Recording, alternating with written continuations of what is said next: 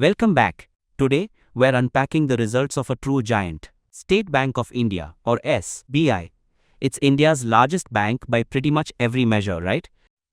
Absolutely. SBI is a household name, the backbone of India's banking system.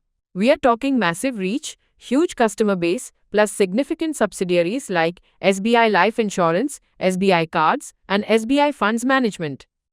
They really are a behemoth. Indeed.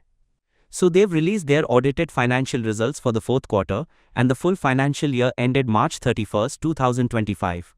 That's Q4 FY25 and FY25. The board approved these results on May 3rd, 2025. We have both standalone and consolidated numbers to look at.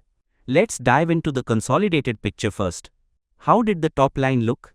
Right, starting with the consolidated results for the full year FY25, total income came in strong at 6,63,343 crore rupees.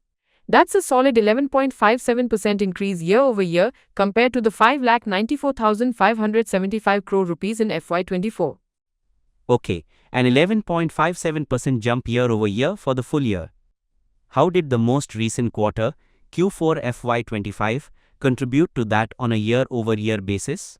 Looking at just Q4 FY25 consolidated, the total income was 1,79,562 crore rupees. Comparing that to Q4 of the previous year, FY24, which was 1,64,914 crore rupees, it's an increase of about 8.88% year over year for the quarter. Got it. So decent growth in the quarter, contributing to that strong full year number. Now, how does Q4 FY25 look compared to the previous quarter, Q3 FY25? What's the quarter-over-quarter trend? Good question. Looking sequentially, the Q4 consolidated total income of 1,79,562 crore rupees is up about 7.0% from the 1,67,854 crore rupees reported in Q3 FY25. So, sequential growth looks healthy too. Okay. Solid growth both year over year and quarter over quarter on the consolidated top line. Now let's move down the P&L. Banks don't usually report EBITDA, so let's use operating profit as a proxy. How did SBI fare there on a consolidated basis? Sure. For the full year, FY25 consolidated, operating profit was impressive at 1,25,826 crore rupees. That's a significant 18.65% jump year over year from the 1,06,045 crore rupees in FY24. Wow, over 18.65% growth in consolidated operating profit for the full year. How did Q4 FY25 perform year over year? For the quarter Q4 FY25 consolidated, operating profit stood at 34,366 crore rupees. Comparing that to Q4 FY24's 31,245 crore rupees, that's a year-over-year growth of about 10.0% for the quarter. And sequentially? How does Q4 compare to Q3 FY25 for consolidated operating profit? Quarter over quarter, the consolidated operating profit in Q4, 34,366 crore rupees, showed very strong growth, up 24.66% from the 27,565 crore rupees in Q3 FY25. That's a significant sequential jump. That is a strong sequential jump. Okay, let's look at profit before tax (PBT) on the consolidated side. For the full year FY25 consolidated, PBT came in at 1,06,365 crore rupees.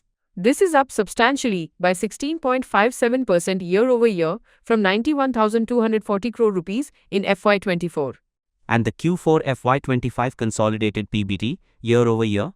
For the quarter, consolidated PBT was 26,897 crore rupees, which is actually down slightly by about 0.84% compared to the 27,138 crore rupees in Q4 FY24.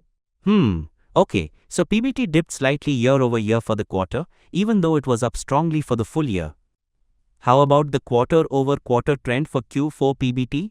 Sequentially, the consolidated PBT in Q4, 26,897 crore rupees, was up by 5.20% compared to the 25,566 crore rupees in Q3 FY25. So a slight dip year over year, but growth quarter over quarter. Interesting dynamics there. Now for the bottom line. Consolidated profit after tax or PAT. Okay, the big number. Consolidated net profit for the full year FY25 reached 77,561 crore rupees.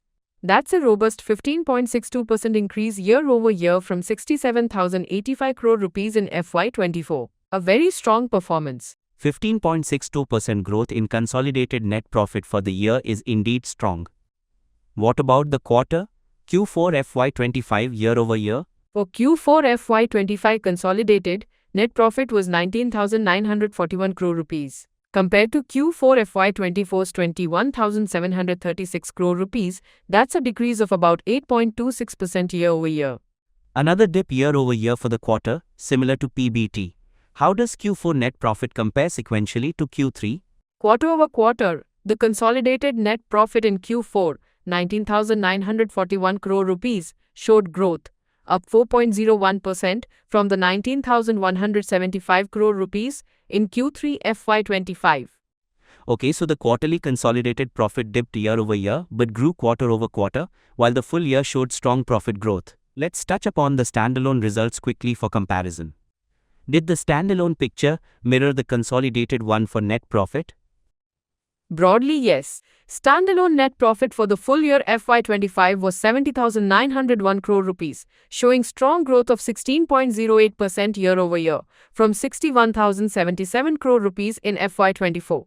For Q4 FY25 standalone, net profit was 18,643 crore rupees, which was down 9.93% year over year, from 20,698 crore rupees in Q4 FY24. But up 10.37% quarter over quarter, from 16,891 crore rupees in Q3 FY25. So very similar trends. Strong full-year growth, but a year-over-year dip in Q4, alongside quarter-over-quarter growth in Q4. Got it. And how did the consolidated earnings per share, EPS, track? Consolidated EPS for FY25 was 86.91 rupees, up nicely by 15.6% year over year from 75.17 rupees in FY24. For Q4 FY25, the consolidated EPS was 21.96 rupees. This was down 8.8% year over year from 23.96 rupees in Q4 FY24, but it was up 3.78% quarter over quarter from 21.12 rupees in Q3 FY25. Again mirroring the PAT trends. What about other income or non-interest income on the consolidated side? Was that significant? Yes, it was quite substantial. For the full year FY25 consolidated, non-interest income was 1,72,406 crore rupees, up 10.95% year over year. For Q4 FY25 consolidated, it was 52,565 crore rupees. That's a huge jump year over year, up about 33.6% from Q4 FY24. Sequentially, it was also very strong, up about 21.7% from Q3 FY25. This likely played a role in buffering the quarterly profit numbers despite some pressure elsewhere.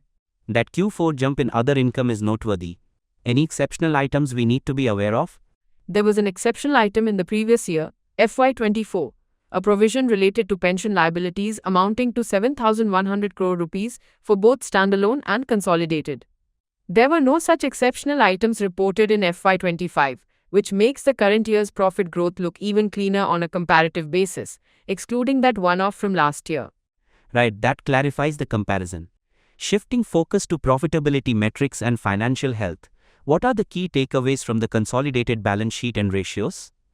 SBI looks well capitalized. The Consolidated Capital Adequacy Ratio, CAR, as of March 2025, stood at 16.29%, which is comfortably above regulatory requirements, though slightly down from 16.85% in March 2024. The standalone CAR was 14.25%. On asset quality, there's significant improvement. Consolidated gross NPA ratio improved to 1.82% from 2.23% year over year.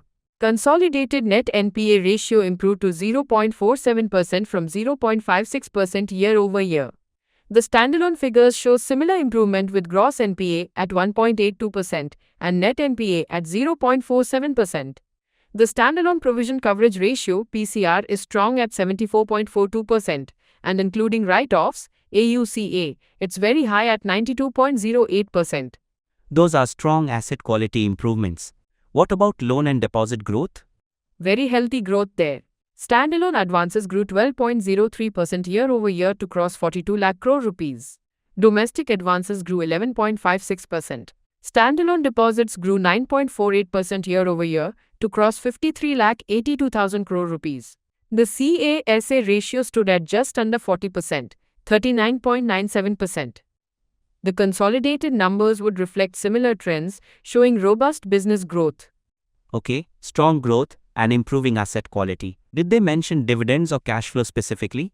Yes, as mentioned in their intimation, the board declared a dividend of 15.90 rupees per equity share for FY25. That's a 1,590% dividend on the face value of 1 rupee. The record date is May 16th and the payment date is May 30th, 2025. While the detailed cash flow statement isn't in the summary docs, the strong profitability and balance sheet growth suggest healthy operational cash generation. Good dividend payout. Let's get into the segments now. Can you break down the performance based on the standalone segment report? Sure. Looking at the standalone segment results for the full year FY25, Treasury reported a profit before tax (PBT) of 30,947 crore rupees. Corporate Wholesale Banking PBT was 40,798 crore rupees. Retail Banking. This continues to be a powerhouse, contributing the largest chunk of profit with a PBT of 59,161 crore rupees. Insurance Business showed a small profit of 39 crore rupees. Other banking operations reported a PBT of 8,377 crore rupees. Retail Banking is clearly the main profit driver, followed by Corporate Wholesale and Treasury. All major segments were profitable for the year. Segment assets are dominated by Retail and Corporate Banking as expected. Retail banking leading the charge. So summing up the performance, strong year, but a mixed Q4 year over year. Exactly. Full year FY25 showed robust growth across the board. Income, operating profit, net profit, driven by healthy loan growth, especially in SME, Agri, and Retail. Improved asset quality leading to lower credit costs, and decent non-interest income growth. The Q4 picture was a bit more nuanced with year-over-year dips in PBT and PAT for both standalone and consolidated, possibly due to base effects or specific quarterly provisions, costs, but strong sequential quarter-over-quarter growth and a significant jump in Q4 non-interest income provided support. The standalone performance closely mirrored the consolidated trends. Were there any significant notes, events, or strategic announcements mentioned in the reports or presentation? Yes, quite a few important points. Digital push. Continued strong traction in YONO, with 8.77 crore registered users and 64% of savings accounts opened digitally in FY25. Digital transactions now account for over 98.2% of total transactions. Fundraising. The board approved raising equity capital up to 25,000 crore rupees in FY26 through QIP, FPO, or other modes. This signals potential growth ambitions or strengthening the capital base further. Subsidiary changes. They highlighted several changes. The stake reduction in Jio Payments Bank from 22.75% to 14.96%. Setting up SBI Funds International in IFSC. Renaming SBI CAP Ventures to SBI Ventures Limited. Impact of RRB amalgamations and sponsor bank changes affecting 5 RRBs. And the disinvestment of 2% stake from CCIL, making it no longer an associate. Accounting changes. They noted the adoption of the new RBI framework for classifying and valuing investments from April 1, 2024, including changes to HTM accounting. They've detailed the transition impact. A net loss of 1,331.38 crore rupees debited to General Reserve and a net gain of 3,869.44 crore rupees credited to the AFS Reserve on a standalone basis. That fundraising plan is significant. Now, critically, what did the auditors say? Any qualifications or concerns raised in their reports for the standalone or consolidated results? This is a very positive point for SBI. According to the board outcome document, the auditor reports for both the standalone and consolidated financial results for the quarter and year ended March 31, 2025, are with an unmodified opinion. This means the auditors found the financial statements to present a true and fair view in accordance with accounting principles without any major qualifications or adverse remarks. They do include the standard note that Pillar 3 disclosures under Basel III are not part of the audit scope, which is normal practice. Having clean, unmodified opinions from the auditors is a significant positive, especially for a bank of SBI's size and complexity. Unmodified opinions across the board, that's definitely reassuring. So wrapping it up, what's the outlook for SBI based on these results? Disclaimers: always, investors should consult certified financial advisors before making any investment decisions. The outlook for SBI appears quite positive. They've delivered strong full-year performance with robust loan growth, significantly improved asset quality, healthy profitability, and a comfortable capital position. The digital transformation continues at pace, enhancing efficiency and customer reach. The planned equity raise could fuel further growth. Key risks would include potential macroeconomic headwinds impacting credit demand or quality, interest rate volatility affecting margins, and the ever-present competitive pressures in the banking sector. However, given their market leadership, improving metrics, and clean audit reports, SBI seems well positioned. Great analysis. So to summarize, SBI capped off FY25 with strong full-year growth in income and profits, both standalone and consolidated. Asset quality saw marked improvement with lower NPAs. While Q4 showed a year-over-year dip in profits, sequential growth was healthy, and the full-year picture remains robust. Key positives include strong loan and deposit growth, digital traction, a good dividend, a plan for future capital raising, and crucially unmodified audit opinions. That sums it up well. A solid performance overall, navigating the environment effectively, and the clean audit reports add a layer of confidence. Thanks for tuning in. Join us next week for another deep dive.